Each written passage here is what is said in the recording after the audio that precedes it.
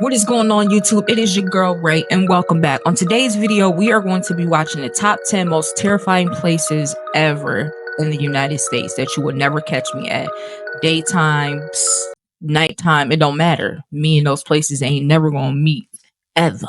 Big ups and shout out to the most amazing top 10, who is the original content creators and uploaders of this video. Now, I don't know what we about to be watching, but I'm super excited to watch it with y'all. And let me know if any of these places you're aware of, or if you would ever go to one of these places. Because some of y'all just say y'all do stuff, but y'all know dang on well y'all would not. Don't care. But big ups and shout out to the Raise World Gang. I see y'all and I salute. Road to 500. I'm super grateful for every single last person that visit the channel. Give me any type of watch time on any of my videos. Like, comment, and subscribe. I appreciate you all. So thank you. I really truly do. Without y'all wouldn't be here. Yeah, you know. Alright, let me stop wasting y'all time. Without further ado, let's go ahead and get into the video. This video is for entertainment purposes only. Now let's go ahead and roll it.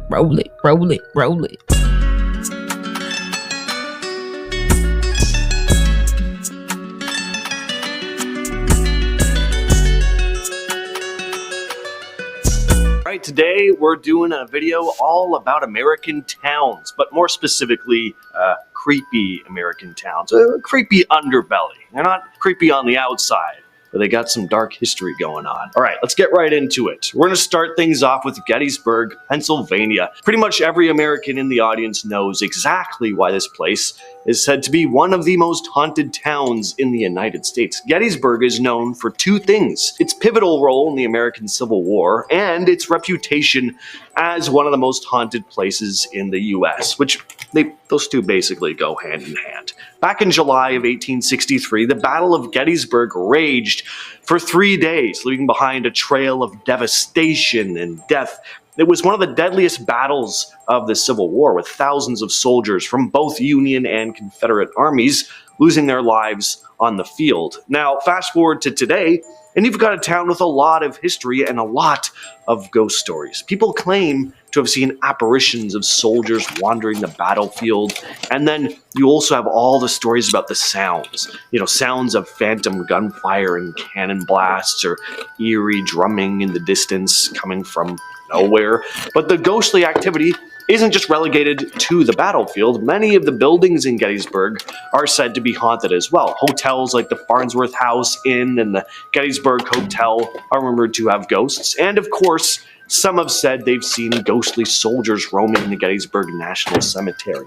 Some say the sheer amount of death and suffering from that battle left a spiritual imprint, if you will, on the land, causing it to be a magnet for paranormal activity. Others think that the trauma and unfinished business of the soldiers who died there keeps them stuck between the world of the living and the dead. You know what's so crazy though? These be the places that people be running to. Like, oh yeah, let's go there, let's bring a Ouija board. Oh yeah, let's do this, let's do that. Like, why y'all be playing with stuff like this? Like, this is not funny.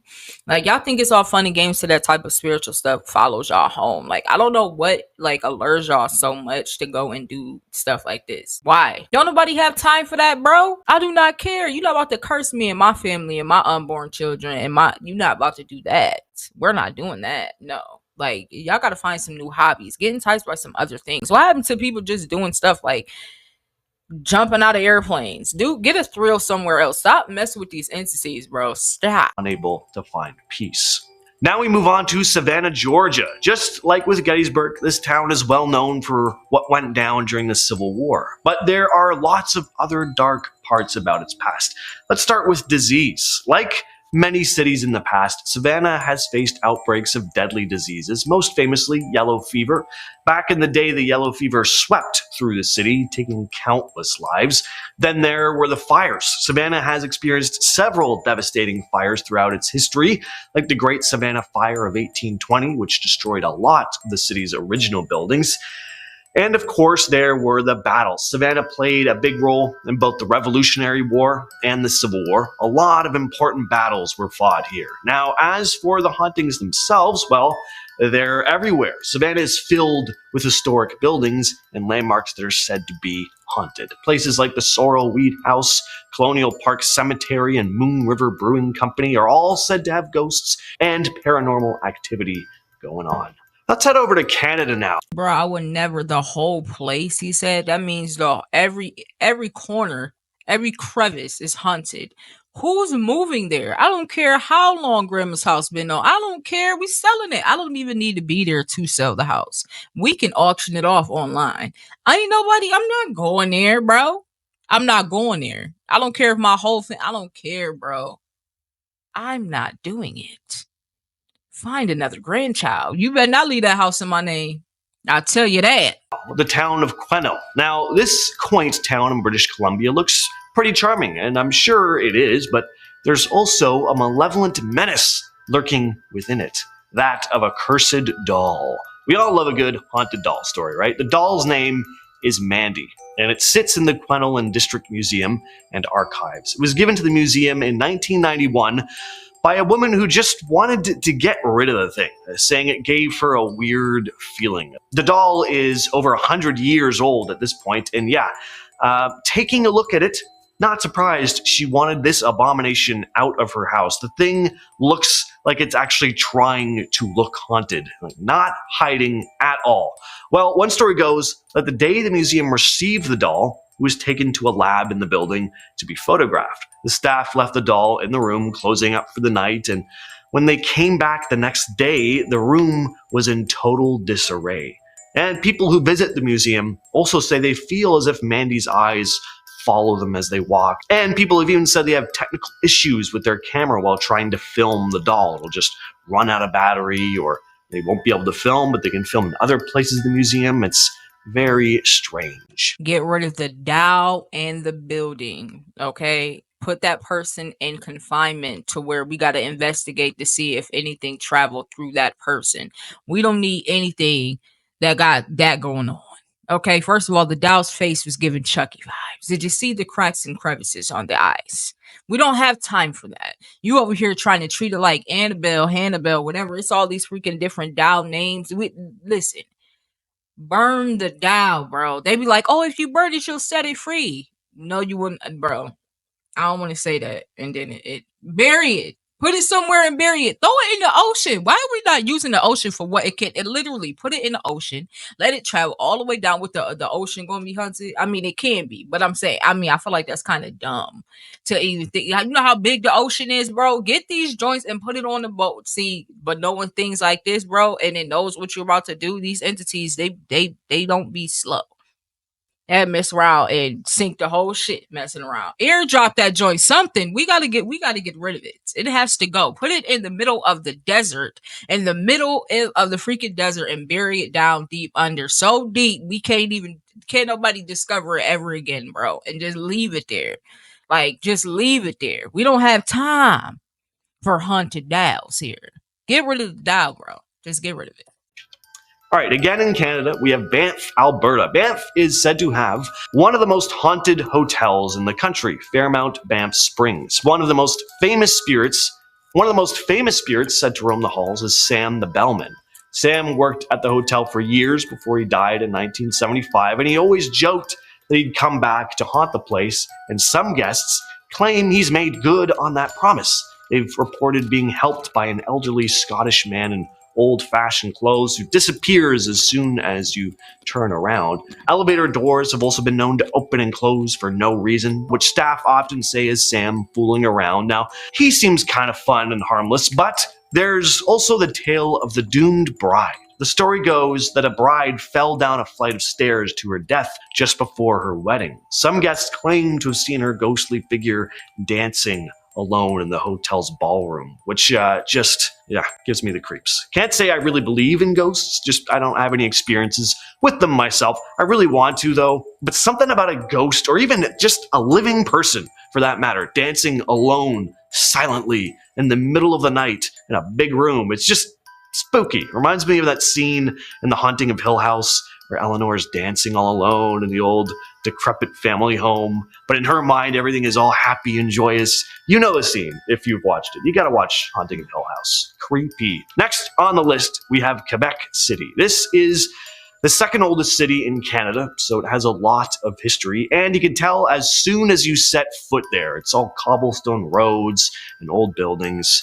A really beautiful town. It also is known as one of Canada's most haunted cities, and Les Chateaux Frontenac may be the most haunted spot in the city. There are a number of ghosts said to roam the hallways here, but one of them tends to sneak into guests' beds. And I can't say I've heard that one before. I've heard of ghosts standing in corners, staring at people in bed, or hovering over people's beds, or just making strange sounds in people's rooms at haunted hotels. But to actually climb into bed with people, like that's bold. That's a whole other level. Bro, I want my money back immediately. First of all, what are you talking? And I'm suing y'all. I'm suing y'all because what is going on? Do people know that the places are haunted before they just offer themselves to their offer their souls to be tampered with by freaking going to these buildings, bro?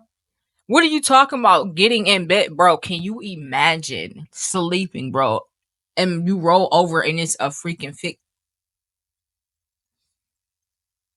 it might be two figures because I might die. I might I might go to the unalive station real quick because if I roll over, I know I'm by myself, just me and my little poochie pooch Rocky, and I freaking roll over and I see a figure, bro, like just laying, just cuddled up, looking at like looking in my imagination, he just looking back like, bro, and then you know how sometimes they be saying like entities like you can't hit it. So like if Rocky laying right there, I just straight knocked Rocky right off the bed. Out. Because what? And I'm leaving him. I'm gonna jump up so fast. Oh my gosh, can you imagine? See, my mind just travels, bro. Cause you imagine you trying to get up after seeing something like that. You run to the door, bro, and it's locked. Like the thing locked the door. I'm going to bro, I'm gonna be unalive right there. It don't need to do nothing else. Like I'm going to be unalived in 2.5 seconds from sporadic heart attack. If that is a thing, that's what happened to me. Because what are you talking about? Listen, I believe in Jesus. Yes, I absolutely do. But we be having to think about the moments when you actually in there. I'm not that strong yet. I'm hoping to be that strong one day. But if that was to happen right now, I'm going to see Jesus real quick. Real quick. Then I'll come back and be like, what? Level. Imagine waking up and you're in bed and you just gotta chill, and then you turn over and you just see a ghost cuddled up next to you in bed. It's just said that. You know what? That's kind of nice. Next, we have New Orleans. This is a town I've always wanted to. I'm sorry, y'all. I'm gonna stop keep cutting it, but he's bugging out talking about something. Oh, that's kind of nice. Yeah, we're gonna see how nice it is, sir, when it happens to you. There ain't no kind of nice. I ain't say that part. Go to. It's so full of history, so rich in culture, but part of that history is pretty dark and creepy.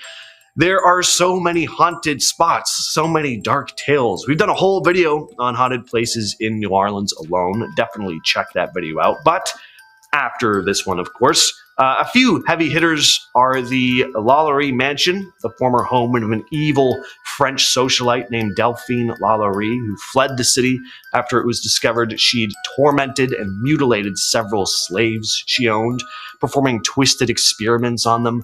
Pretty much every cemetery in New Orleans is said to be haunted as well, especially St. Louis Cemetery, and of course, you have all the history involving voodoo. Not saying the practice is evil by any means, but it does add to the general spookiness and vibe of the town. Next on the list, we have the town of St. Elmo. St. Elmo in Chappaqua County. I promise y'all, I'm not gonna keep doing this. We almost do it. I gotta talk to y'all. I'm sorry. I be missing y'all sometimes. So in my videos, I like to chat, bro. Go watch the freaking movie of the movie. Wow. Go watch the freaking video on your own and just sit in silence. Because in the Ray's world, we communicate with each other. Okay, that's what's wrong with y'all. Y'all don't like talking to each other. That's what's wrong with the world now. No, but that lady that they just showed, I think he did say she played on the Titanic and stuff, a few other movies. Slept on actress. She is an amazing actress. Like, low-key an amazing actress. I don't even know why they didn't give her, like, I don't know why I said it like that, but anyway, I don't know why they never gave her a main character role. Maybe they did and I just didn't see it. I need to like look her name up because I already forgot after you just said something, Del Louise or whatever. Dude, she is an amazing actress. I just had to say that. She's fired. Like, if you don't know who she is, bro, you gotta know. Dude, she was the one that got Jack right. Got his hair good looking good and stuff. She put him in her husband's suit or somebody's suit, nephew suit, somebody's suit he was wearing. And he was looking, had his hair gel back. What? That's when he was fine. Now he I ain't gonna say nothing else, but that's what Leonardo was. Colorado now sits completely abandoned, but in its heyday, it was a bustling mining town filled with dreams of gold and silver. Founded in the late 1800s, St. Elmo was your standard town for the time. You had general stores, saloons, but as the mining started to dry up over the years, so did the town's population. And by the 1920s, it was practically a ghost town. And I say practically because it wasn't completely abandoned. Meet Annabelle Stark, better known as Dirty Annie, a woman who refused to leave St. Elmo. Alongside her brother Tony, who grappled with mental health issues, Annabelle was one of the last residents of the town, which, with each passing year and dwindling community, Tony's mental state started spiraling further into isolation-induced madness, often seen wandering the desolate streets lost in his own thoughts. The two were surrounded by decaying buildings and homes, but Annabelle was determined to cling to their family home and the memories that it held. And some say that as the town emptied, Annabelle and Tony were the sole inhabitants. And today, when you visit the ghost town, it's said you just might see the ghostly presence of Dirty Annie, still wandering the empty,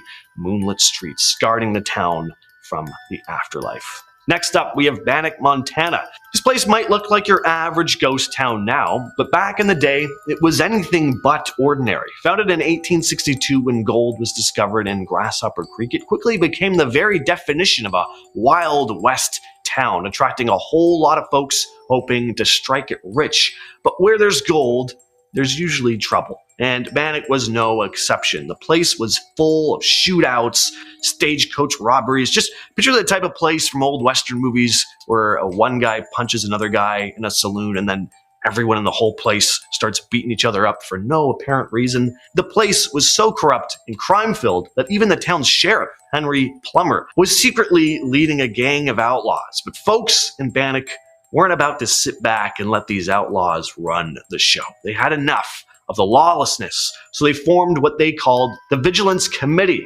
And one night they rounded up over 20 members of the gang, including Plummer himself, and strung them up.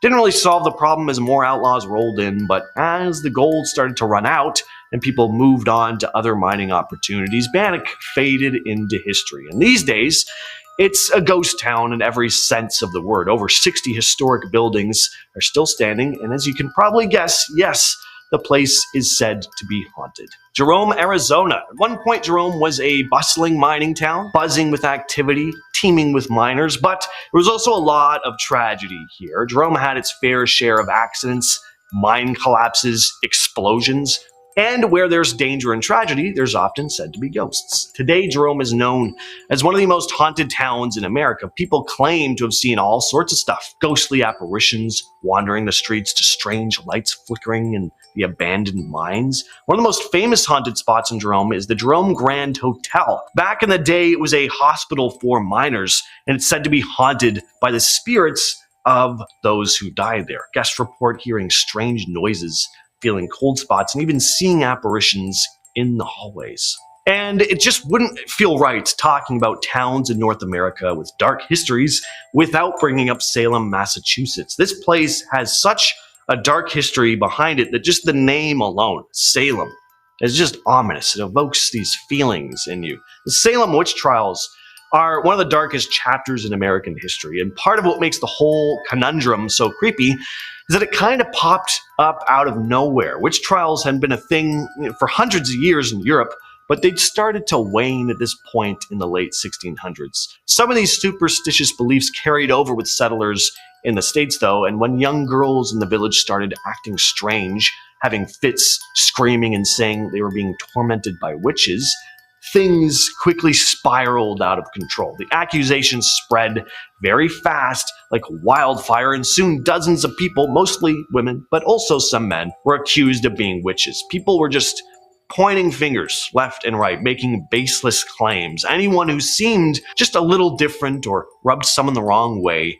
could find themselves in serious trouble if they were accused of witchcraft. And how do you really prove someone is a witch? You don't. It was just people's word against each other's. And in the end, 19 people were hanged and some died while awaiting trial. It's one of the worst cases of mass hysteria and paranoia in history. And with all that said, Mass hysteria and paranoia. I could have waited, bro. I'm gonna wait to say what I gotta say. I've been your host, James, and I will catch you, yes, you specifically, in the next video. Listen here, James. Mass hysteria and paranoia. You know witches are real? I used to think they were fake. Growing up, I used to think that witches and warlocks and all that stuff was a myth. Myth with an F is wild. Myth. Like mythical creature. Those are real. Those are very real. I would never tell a kid that they're fake. Oh no, that stuff is real. A lot of those people that got off, I could probably say half or percent. There is a percentage that were not witches, that weren't doing any of that. It was a percentage that was in there, acting like Sabrina the Teenage Witch, doing sacrifices and covenants, okay? Acting like the Wicked Witch of the West. So don't sit up there and make it seem like, oh, there's no proof. Okay, I'm pretty sure there were detectives and there were people. If I go in my room and my daughter or my sister or my aunt got freaking candles lit everywhere talking about some money, I don't know what they be saying, but like, you know what I'm saying, doing some weird stuff. I noticed that little Fluffy was just here yesterday, and now little Fluffy, you talking about little Fluffy gone, but you got little blood and fur balls everywhere. I'm putting you on trial. I don't know about the death thing, but they could have gave them life in prison. They wasn't doing that back then. They was just offing people. Like I feel like they were putting people in jail, but like for lesser charges. If you're doing witchcraft, that means you're demonic. They was offing you immediately. You and everything that you came with all get buried and burned. So, but if you did, matter of fact, I did have something else to say. What's his name? Sam hunting the freaking building, bro. What you doing? Don't nobody got time for you to be doing all of that. What you talking about? Some people was just like, oh no, that's just Sam. What are you? I don't care. Bro, I'm packing up and I'm going getting. Stop playing with darkness and come on into the light. But thank you so much if you did watch this video up until this point. Be sure, again, as a reminder, to like, comment, and subscribe. And I'll see you guys in the next one. Be sure to just spread and give love to the world, because it's too much hate and we don't got time for that. Be a positive person in your circle. Do not wait for somebody else to do something positive. You be the positive person. Be a leader, not a follower, unless you're following Christ. All right, and I'll see y'all on the next one, and I'm out. Peace.